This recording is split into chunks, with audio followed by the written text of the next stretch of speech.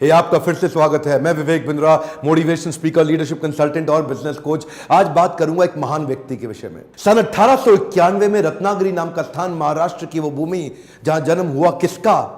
एक profound powerful दलित leader का, एक ऐसे शक्तिशाली पॉलिटिशियन, वुमेन इमेंसिपेटर, एक इकोनॉमिस्ट, एक प्रोलिफिक राइटर, एक थियोरिस्ट, एक ऐसे महान व्यक्ति जो कि बुद्धिज्म का रिवाइवलिस्ट भी था, ह्यूमन राइट प्रोफाउंडर और eminent scholar, razor sharp intelligence. नाम था इनका डॉक्टर भीमराव रामजी अंबेडकर। छोटी उम्र में ही ये रत्नागिरी से सत्तारा नाम के स्थान, महाराष्ट्र के अंदर जो पुणे के नजदीक है, वहां शिफ्ट हो गए। इनकी माता का देहांत हो गया था छोटी उम्र में। बचपन से ही बड़ी दिल को दहला देने वाली, दुखी कर देने वाली, एक बच्चे को आतंकित, पीड़ित कर देने वाली, तंग करने वाली, परेशान करने वाली कठिनाइयों के दौर से ये गुजरे। छोटे थे, पढ़ना चाहते थे, इनके अपने पिता से बहुत रिक्वेस्ट करते थे, लेकिन क्योंकि दलित समाज में, एक महार जात में इनका जन्म हुआ, तो कोई इनको पढ़ने की सुविधा नहीं थी। वहां पे आम बच्चों के साथ इनको पढ़ने नहीं दिया जाता था। पिता ने इनको बड़ी किसी तरह जुगाड़ लगा करके किसी वहां नजदीक के स्कूल में एडमिशन कराया, तो उसको बैठने नहीं दिया गया। बोला बाहर बैठ के पढ़ेगा। सोचो, छोटा बच्चा, उसको बाहर बैठा के, अच्छा पढ़ाई में इतनी रुचि कि बाहर बैठ के इतना ध्यान से पढ़ता है। एक बार मास्टर ने इनको बोला, इधर आओ, ये ब्लैक बोर्ड पे सवाल तो सॉल्व करके दिखाओ। अच्छा, ये ब्लैक बोर्ड पे सवाल सॉल्व करने गया तो अचानक बच्चे चिल्लाए, मास्टर जी नीची जाति का है। और इतना ही नहीं, बच्चे चिल्ला के भागने लगे ब्लैक बोर्ड की तरफ। ये हैरान हुआ क्यों भागे। तभी देखा सारे बच्चों ने अपने अपने टिफिन उठाए, वहां से उठा के पीछे करने लगे, धक्का मारने लगे। क्यों? उनको डर था इसकी परछाई से इनका खाना अपवित्र ना हो जाए। ऐसे कई छोटे धक्के इसको लगी। पानी एक बार कुएं से क्या पी लिया, इतनी मार पड़ी इसको, इतना फिजिक, एक छोटे बच्चे को सहनी पड़ी इतनी मार। एक बार रिक्शे वाले ने रिक्शा से उतार दिया। बोला तू नहीं बैठेगा रिक्शे में। क्यों? क्योंकि रिक्शे वाले को बीच में पता लगा कि ये नीची जाति का है। और उसके बाद उससे बोला तुझसे डबल पैसा लूंगा, और फिर रिक्शा भी अब तू चलाएगा। वो नीचे चलने लगा, रिक्शा भी। जानते हैं उस समय केवल छूने से नहीं, परछाई तक से दिक्कत थी इनकी। और परछाई तो छोड़िए, इनकी आवाज सुनने से भी लोग सोचते थे कि अपवित्र हो जाए। ये जो आवाज से अपवित्र, परछाई से अपवित्र, छूने से अपवित्र, ये दर्द जो उनको सहना पड़ा, ये दर्द इनकी जिंदगी में बहुत बड़ा रोल प्ले किया आगे चल के इनकी लीडरशिप को बिल्ड करने में। जानते हैं, संस्कृत नहीं पढ़ाई जा रही थी। बोलते संस्कृत तो ब्राह्मणों के पढ़ने के लिए, तेरे पढ़ने के लिए तो है नहीं, स्कूल से निकाल दिया जाता था। तो सायाजी महाराज गायकवाड़ नाम के एक राजा वहीं हुआ करते थे, जिन्होंने इसकी तकलीफ को समझा और वो इनकी तकलीफों को पहचानते थे। बहरहाल इनकी पढ़ने की इतनी इच्छा को देख के उन्होंने इसको स्पॉन्सर किया, स्कॉलरशिप दी, ताकि ये जाके वेस्ट में लंबी पढ़ाई कर सकें। देखिए, ध्यान दीजिए, बात आज की नहीं है, बात 110 साल पुरानी है। 1908, 1909, उस समय एक सबसे निचले पायदान से उठा हुआ महार जात का लड़का जाकर के इंटर करके आया इंग्लिश में मुंबई से। उसके बाद वहीं बीए करी, पॉलिटिकल साइंस और इकोनॉमिक्स में। रुका नहीं, तुम मुझको यहां नहीं पढ़ने दोगे, मैं जाऊंगा दुनिया की बेस्ट यूनिवर्सिटी में, रोक के तो दिखाओ। और वही स्कॉलरशिप लेकर के निकल गया न्यूयॉर्क, कोलंबिया यूनिवर्सिटी जाकर के उसने पहले तो एमए करी, पॉलिटिकल साइंस, इकोनॉमिक्स, हिस्ट्री और सोशियोलॉजी में। उसके बाद पीएचडी करने निकला। यहां नहीं रुका, लंदन स्कूल ऑफ इकोनॉमिक्स चला गया। लंदन स्कूल ऑफ इकोनॉमिक्स जाकर वहां एमएससी किया, उसके बाद लॉ की पढ़ाई किया, फिर उसके बाद डॉक्टरेट किया, किताब के ऊपर अपनी थीसिस लिखी। ये वही किताब थी जिसके ऊपर आगे जाकर के रिजर्व बैंक ऑफ इंडिया को बनाया गया। महाराजा और बड़ौदा से उनका प्रेम इतना था ना, वो जो सायाजी गायकवाड़ जिन्होंने इनको स्कॉलरशिप दिया था, पढ़ने में इनकी मदद करी थी, दुनिया भर में पढ़ के उनका प्रेम भूले नहीं, वापस उनके पास आ गए। बोला आप दुनिया भर में पढ़ के आए हूं, आपकी सेवा में आना चाहता हूं। तो उनको मिलिट्री सेक्रेटरी की नौकरी दे दी गई, और उस समय ये नौकरी बड़ी मानी जाती थी। अब ये बड़ी पदवी पे तो आ गए थे, लेकिन वो छुआछूत ने इनका पीछा थोड़ी छोड़ा। वहां भी जो सरकारी पियोन होता था ना, वो उनको फाइल दूर से फेंक के दिया करता था। बोला तू नीच जात का है? आज गद्दी पे बैठ गया तो क्या? दूर से फाइल फेंकते थे, उसके पास नहीं जाते थे। उनको खाने के लिए बोलते थे बाहर जाके खा। आज भी वो कुएं से पानी नहीं पी सकते थे, इतनी एग्जॉल्टेड पोजीशन पे। बाबा साहब अंबेडकर की तकलीफों का सिलसिला थमा थोड़े ही।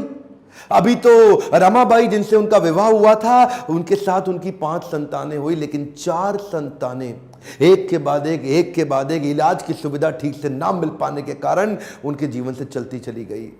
4 बच्चों का देहांत हुआ, 1 बच्चा बचा, लेकिन पत्नी भी आगे चल के लंबा साथ नहीं दे पाई, वो भी लंबी बीमारी के चलते उनका भी देहांत हो गया।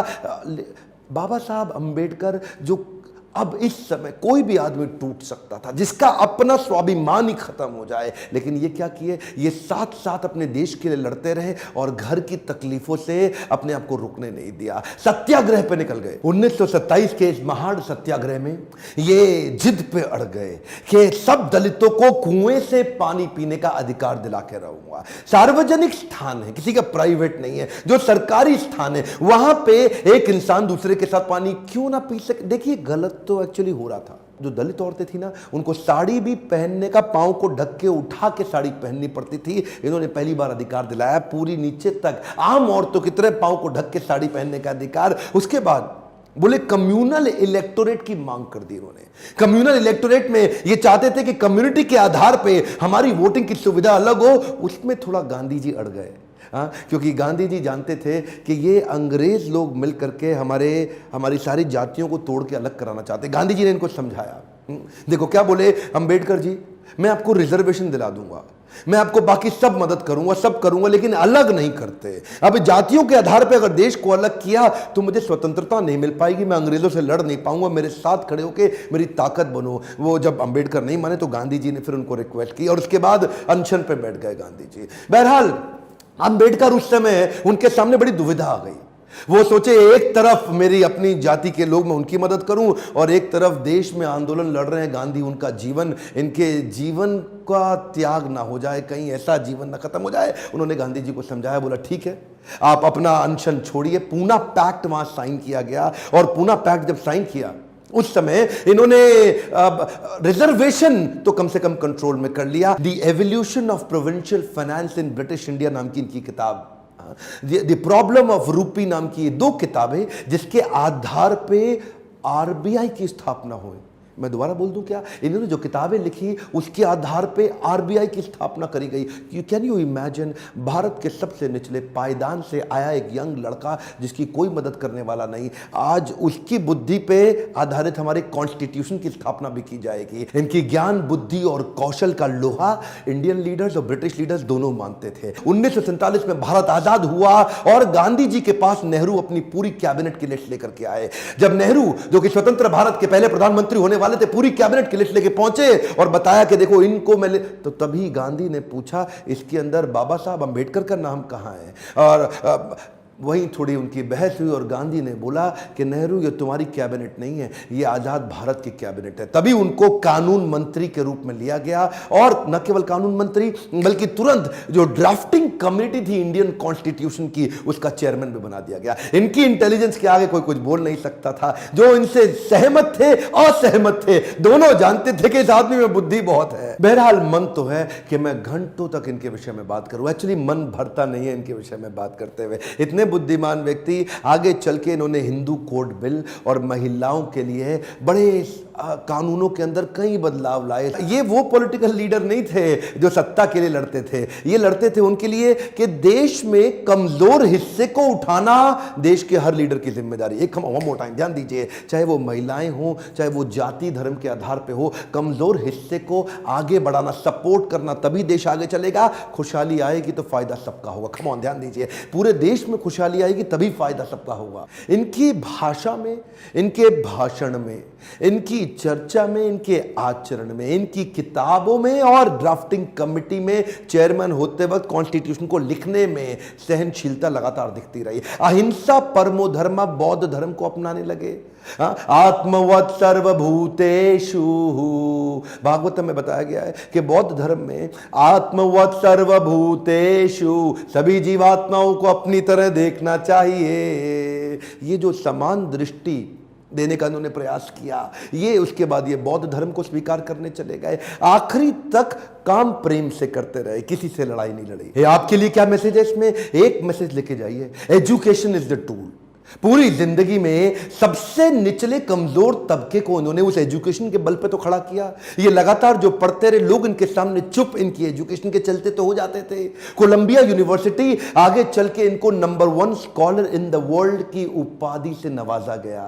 देश ने इनको भारत रत्न दिया। एक बात समझ लीजिए, इनके बराबर लीडर पृथ्वी में गिनती की होते हैं, परसेंटेज में नहीं होते। लर्निंग क्या है? Education is the tool. Entertainment के तो बहुत चैनल होंगे यूट्यूब पे, पर मैंने एजुकेशन का चैनल बना है, कोई एंटरटेनमेंट नहीं है इधर। और देश को भीमराव रामजी अंबेडकर के विषय में एजुकेट करना, उनके संघर्ष के बारे में बताना मेरी आपकी पूरे देश की जिम्मेदारी है। बताइए तो सही लोगों को कैसे संघर्ष से उठ के खड़े हुए हैं। शेयर करिए वीडियो, जिसको हो सकता है, जिसको इंस्पिरेशन मिल सकती हो, कमेंट बॉक्स में बताइए। अगर किसी और लीडर का वीडियो देखना चाहते हैं लाइक करिए। अगर थोड़ा भी वीडियो पसंद आया, जितने लाइक उतना मेरा उत्साह बढ़ेगा। बताइए कि आपको कैसा लगा ये वीडियो। सब्सक्राइब करिए, बेल आइकॉन हिट करके दूसरों से भी करवाइए। मेरे साथ जुड़े रहने के लिए प्रेम पूर्वक हर बार की तरह बहुत बहुत धन्यवाद।